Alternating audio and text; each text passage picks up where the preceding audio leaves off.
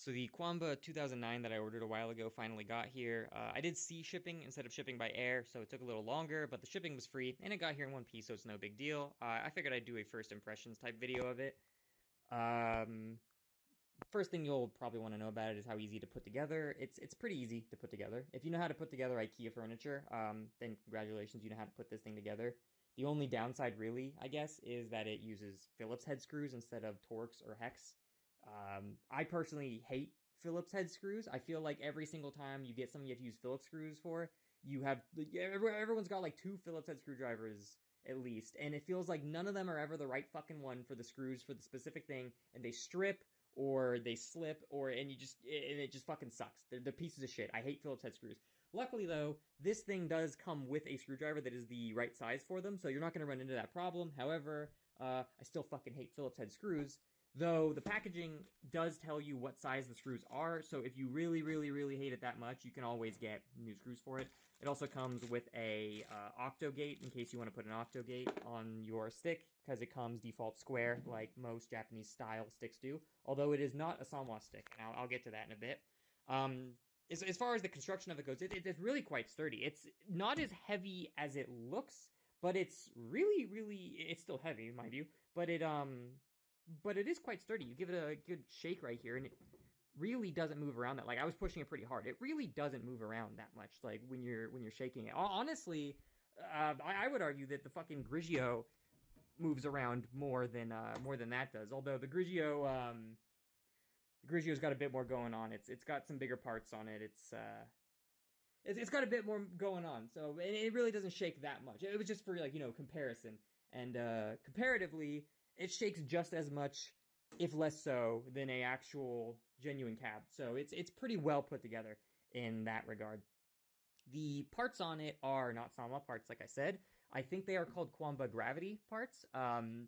They are like silenced, cushioned type kind of buttons. The buttons are all pretty good. They feel pretty nice. I'm not a huge stickler for arcade buttons.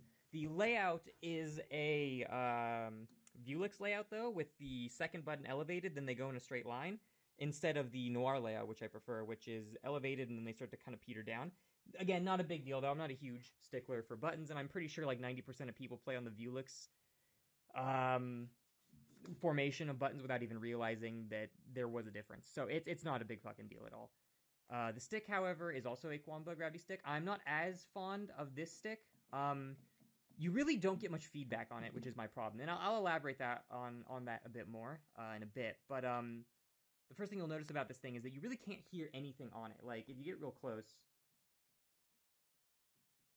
you really can't hear anything. And if you compare that to a Sanwa lever, for example,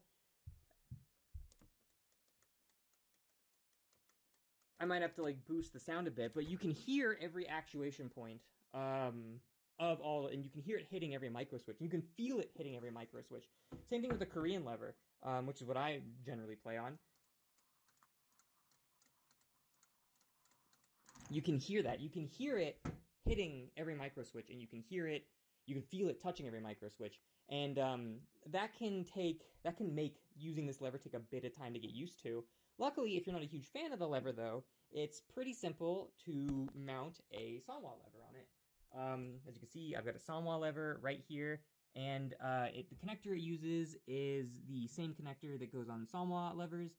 This one right here, you just pop it off, and then you clip it onto this connector right here, and the mounting plate's exactly the same. If you look at them side by side, you're just gonna mount the exact same way.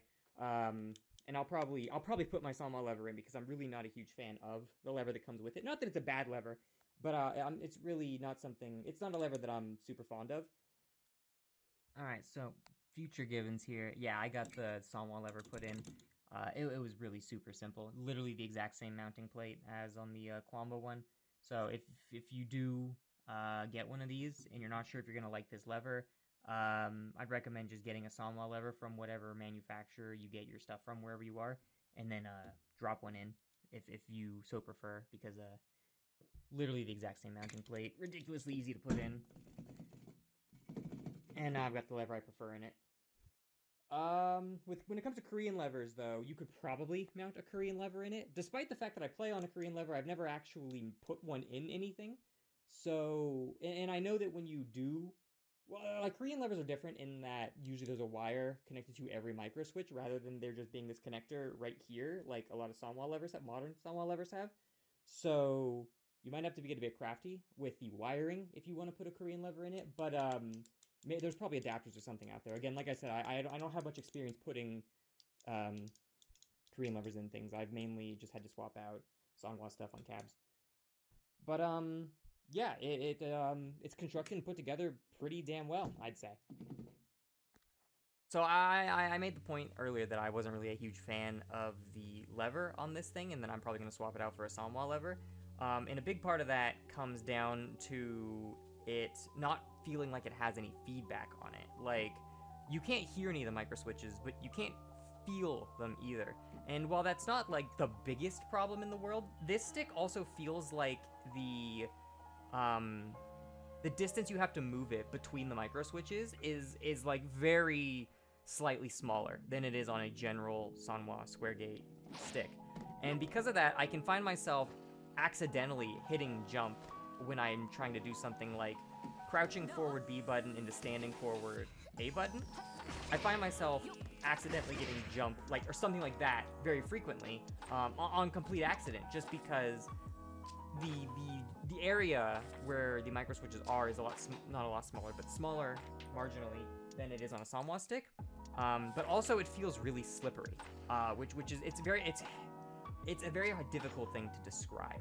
But like with a Sanwa lever, you move the lever around from like forward, back to up and down, and it's very smooth. It doesn't really feel like there's like resistance, quote unquote. Like it's resisting you, but it doesn't also feel like it's sliding and slipping everywhere. Playing with this stick feels like I'm fucking like navigating an ice world in a Mario game. Like if I am not like actively paying attention to where I am moving it, I will overshoot to jump ridiculously easily. And I've been playing with it, just messing with it for like an hour now, so I'm pretty good with it now. But when I first got it, I swear like 80% of the time I tried to do this, I'm still doing it, I get a jump. And it's kind of unwieldy. Again, you could get used to it. I'm not saying it's a bad lever. You can very easily get used to it and like play on it, and it's not gonna like be the like biggest game ender of all time once you get used to it. But it's just not something that I feel like I want to get used to for the privilege of having a stick that is quiet and doesn't give me the feedback that other sticks do, which I find the feedback to be quite satisfying anyway. So I'm losing something I enjoy, which is the feedback of the stick, for something that I don't care about, which is the silence of it. And for me, it's not worth it. So at the end of the day, the Qanba 2009 is pretty cool. It's constructed very well. It's easy to put together. It's got great features. The buttons are quite nice. And I'm not a huge fan of the lever, but I can't say it's a bad lever. And if you don't like it, it's ridiculously easy to swap it out for a traditional Sanwa lever. That being said, you really have to think about who is this thing actually for, though. When you think about getting one of these, you have to think, is it even worth it to get one of these? I feel like the audience for this is going to be incredibly niche, because if you are the kind of person who just wants to have a personal arcade cab, you would get more mileage out of just getting an arcade cab. Like my Grigio, for example, was about 2.4K. And one of these Qanba 2009s costs about 900 euros.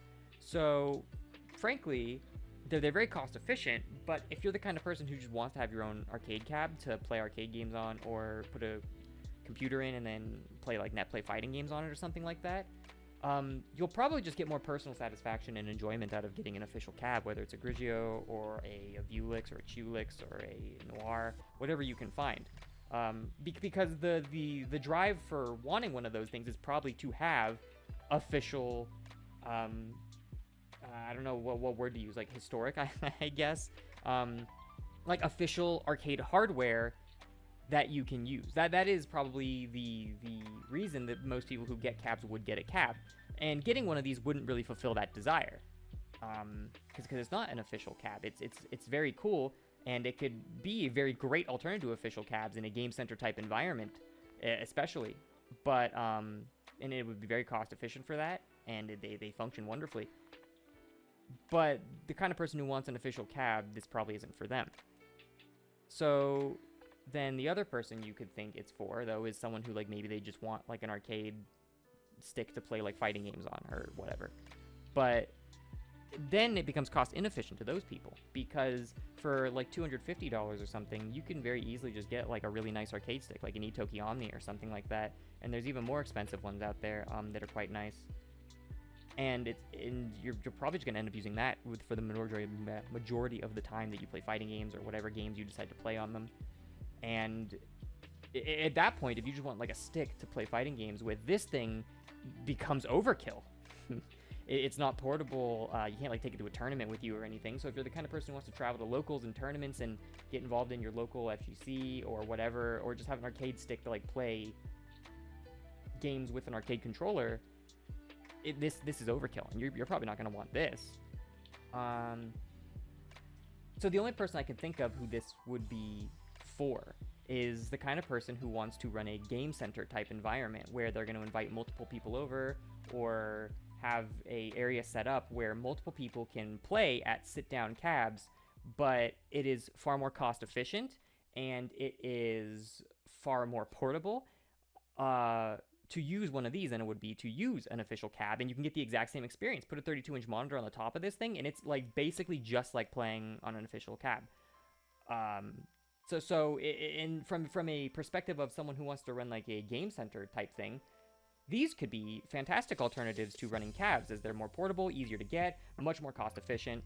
The problem there, though, is that there really aren't very many people running any type of game center or local for their FGC. The reason I got 2 of these was because I wanted, at some point I want to have a game center that I can use to host locals at, similarly to the game center I went to when I lived in the USA. And so for me, I think these are perfect. They're perfect for that. I remember there was something the Soul Brother number 3, SBN3, talked about in a video about microphones, and there's a tangent he goes on about why you don't need a pop filter, and he says like, well, why do all professional studios have them? And among other reasons, one of the reasons he said was because it looks professional. Part of the job is impressing clients, and if your setup looks professional, if you have the equal qualifications as someone else, but you look way more legit than them, you are going to be the choice. And so if you imagine there's 2 game centers next to each other, and one is just like a net cafe with a bunch of computers and people can walk and hook whatever they want up to it, and then another has an arcade cabinet and these arcade tables, and they've got an Astro City somewhere in there, and then they've got a bunch of tables with computers on them. You're probably going to look at the one that has all the arcade cabinets and all the arcade tables and go, well, this game center's pretty legit. And it's a much more fun experience to play at a game center like that. It really is. So if you're the kind of person who wants to run locals or something like that, or have some kind of game center type environment, I think these are fantastic. I think I probably won't get more than 2, but I think in that kind of environment they are fantastic, because you put a couple of 32-inch monitors on this, and they're very, very similar to playing on official arcade hardware, which is very cool. But there's not really a market for that, is the thing. So the only other last person I could think of who would really benefit from these is if you're some guy who wants an official cab, but your wife won't let you have one. So you two are compromising, and she'll let you have this. Which is kind of funny to me, because in that kind of scenario, it's like, okay, so my wife doesn't want me to have an official cab, but she's okay with this. Like, this takes up just as much space. It's just like, it doesn't come with the monitor portion of it, but this is like the heaviest part of the cab. The monitor, once you detach it from a cab, one person can carry around. The heavy part of the cab is the giant metal bulk, which is what this is. This is a giant metal bulk. So in that kind of scenario, maybe don't explain to your wife that it's basically the same thing as a cab, because then she'll go, you're right, you can't have one. But those are the 2 people who I can imagine getting one of these. A guy who wants a cab but his wife won't let him have one, and someone who wants to set one up in a game center type environment. So, end of the day, it's really cool. It's really well made. Got a lot of great features. The buttons are great, and the stick ain't for me, but it's really easy to swap out. And it's really, really cool, and I don't know who the fuck it's for. At this point, for most people, it's probably just a novelty. Not that I want them to stop making them, or that I think they shouldn't keep making these. I'm really glad they do have these kinds of things in stock, and Maybe one day I will get more. But for now, I'm just not sure who the audience for it is. If that makes sense. Not knocking it. Just an observation.